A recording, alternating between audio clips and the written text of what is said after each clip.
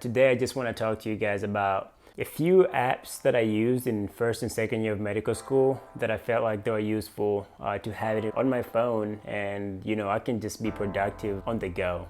So let's do it. Here are the few apps that I used. So you can see here I would say my top 5 apps that I used, and then I would also share a few apps for anatomy that were useful, and you can get them, some of them for free, some of them you might have to buy, to kind of help you during that anatomy time to memorize things and to keep on practicing. So the first app that was amazing for me, it was the Anki app. So Anki is this flashcards app that kind of allows you to put a time on how you want to study, right? So you can make your own flashcards, and then or there's a lot of other decks out there online on Reddit that people have made, and even some other places online that you can use as you're going through whatever block you're going through. So Anki for me was super useful. You can see here I have different decks. So I have a second year deck right here, third year deck. I have some ENT secrets deck that I created myself.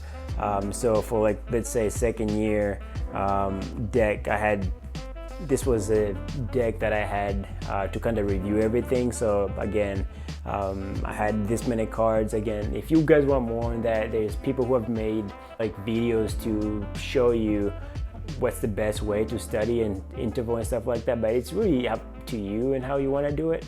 But this is me, so this is how it is. A lot of these decks also have sketchy in there, so it was super useful.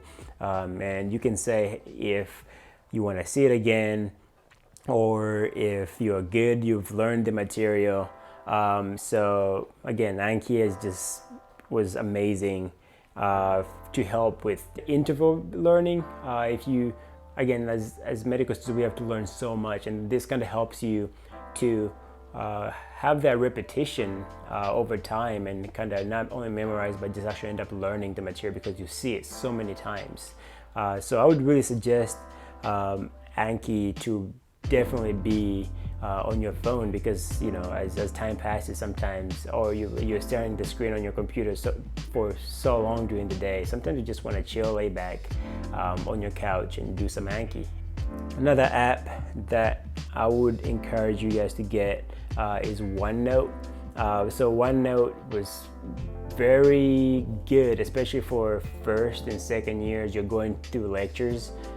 So for me, I used a Lenovo ThinkPad, which was like a laptop that converts to a tablet, and so I would take notes in there, and they would sync into all my devices, right? So it was really nice because I can take my PowerPoints that the professors would put online, and I would sync them in there and take my notes and stuff like that, and I would have them everywhere on all my devices.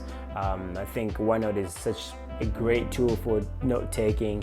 So I can show you guys one of my folders here, and it was just very organized.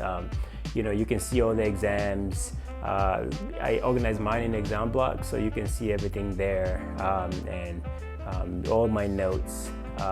So I would definitely recommend OneNote as one of those note-taking things that can help you as you go through your lectures. Otherwise, after that, I would say, especially for first year still, anatomy is one of those classes that you have to be really good at, and you have to do well in. It's just some people didn't enjoy anatomy, but for me that was my favorite class. I'm probably going to make another video one day just talking about how to do well in anatomy, because that's one of the reasons why I wanted to do surgery, and because I just fell in love with the process of just seeing the human body and learning all about it.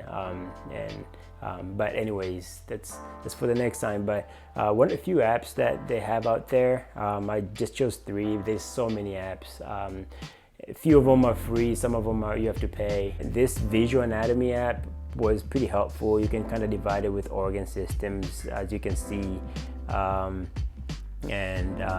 you can pick. And the one thing I liked about this one was I pointed different muscles, so you can kind of quiz yourself as you go, right? So you can, oh, that's frontalis, and before you see it, it's almost like Anki. Again, it's just in the app, but I felt like this was really nice.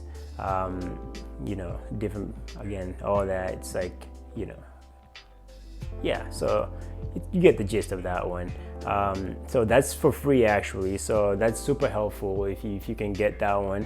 Another free one was this 3D anatomy app, which you can kind of see like everywhere. It's also divided into systems, you know, pretty interactive, but I use more the visual anatomy than this one. And then another one that you actually have to pay for though is this C anatomy. They give you some things, but they don't give you all the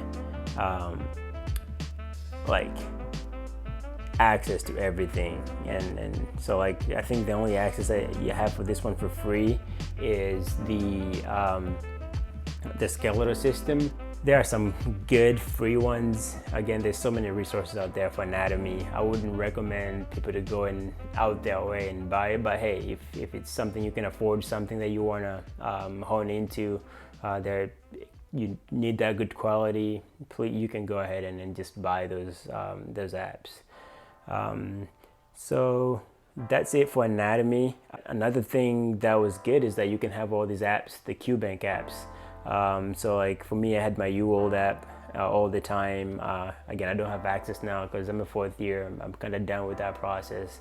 But you can have the UOld app with you, and you know, as you're in line for something or as you're waiting for something, it's always nice. You can just kind of sit down and do a few questions, right, and learn in the process and learn on the go.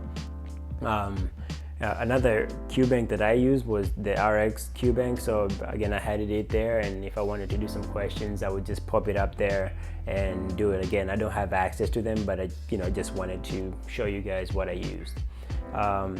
And lastly, I just wanted to share another productive way to study using this app, the Focus Keeper.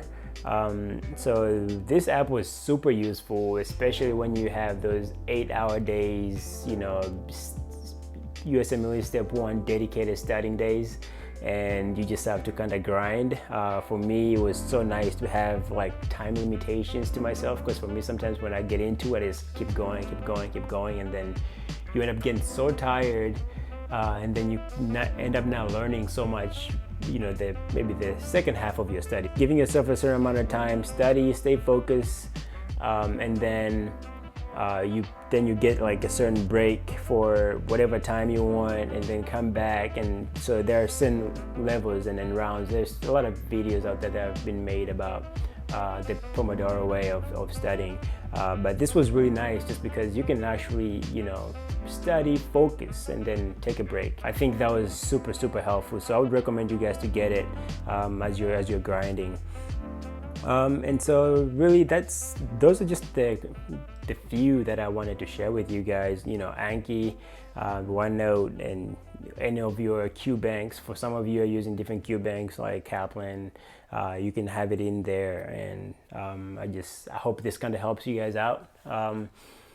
And you know, as usual, keep grinding. You know, this journey is not short. It requires some discipline, and it requires a lot of hard work, so don't stop. And I would love to hear you guys' recommendations on different apps that you're using right now to be productive. Leave some comments and let me know. Subscribe, and for more content, I'll be coming up with other apps that were helpful for me, especially when it comes to staying well and balanced in medical school. So check that video out as well. As usual, go out there and have that mindset of put me in, coach, and always stay ready. I love you guys, and bye.